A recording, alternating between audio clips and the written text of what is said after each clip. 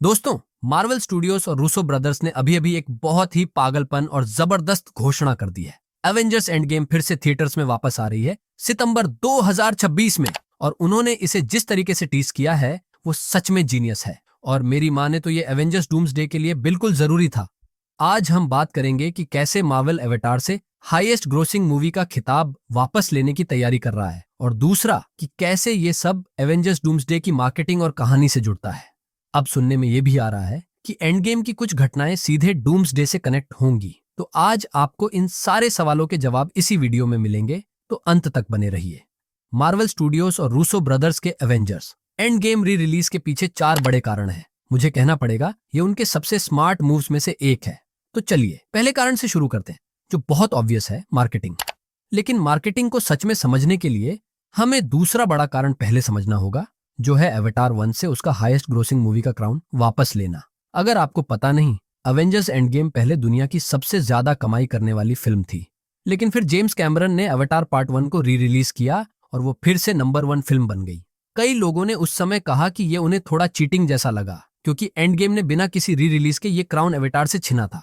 तो अगर latest box office numbers की बात करें तो एवेटार 1 $2.92 बिलियन पे खड़ा है, वही एवेंजर्स एंड गेम $2.79 बिलियन पर।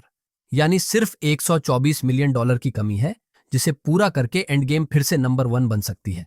और एंड गेम के लिए ये मुश्किल नहीं होना चाहिए। अब इमेजिन कीजिए, जब एवेंजर्स डूम्सडे रिलीज होगी तो मार्केटिंग इस चीज का पूरा फायदा उठाकर कह सकती है कि देखो, ये नई फिल्म आई है from the people who brought you the biggest movie of all time. और अगर देखा जाए तो ये एक प्योर जीनियस मूव की तरह साबित हो सकता है। अब रूसो ब्रदर्स ने जो वीडियो रिलीज किया वो सिर्फ एंड गेम का क्लिप नहीं था, वो था थिएटर ऑडियंस की रिएक्शन का क्लिप।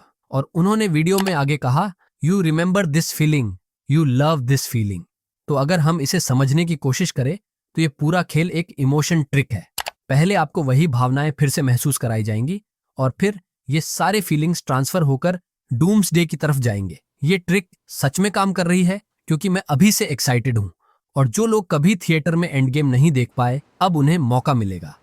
अब तीसरे कारण की बात करें तो रूसो ब्रदर्स पहले ही पुष्टि कर चुके हैं कि एंड गेम के अंत की कई घटनाओं का सीधा कनेक्शन एवेंजर्स डूम्सडे से होगा। खासकर आयरन मैन का स्नैप, टोनी स्टार्क की डेथ और नटाशा रोमानॉफ की डेथ। हमने हाल ही में सुना है कि स्कारलेट जोहानसन ब्लैक विडो के किसी वेरिएंट के रूप में वापस आने वाली है। तो ये री रिलीज एक तरह का रिमाइंडर और सेटअप है कि ये सब याद रखो, क्योंकि इसका बड़ा मतलब है डूम्सडे में।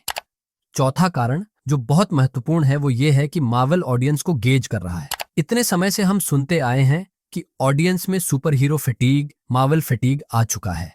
तो ये री रिलीज ये बताएगी कि मार्वल के लिए लोगों में आज भी कितना जुनून बचा है। अगर रिस्पॉन्स कम रहा तो मार्वल सितंबर से दिसंबर तक मार्केटिंग और तेज करेगा और डूम्सडे और सीक्रेट वॉर्स को सबसे बड़ा इवेंट बनाने की कोशिश करेगा। सीक्रेट वॉर्स और डूम्सडे दोनों दुनिया की सबसे बड़ी फिल्मों में से एक बन सकती है, और सीक्रेट वॉर्स शायद डूम्सडे को भी पीछे छोड़ सकती है। मुझे सच में लगता है ये एक ब्रिलियंट मूव है। मैं खुद थिएटर में फिर से एंड गेम देखने के लिए सुपर एक्साइटेड हूं। तो अब आप लोग बताइए, क्या आपको लगता है ये एक जीनियस मूव है?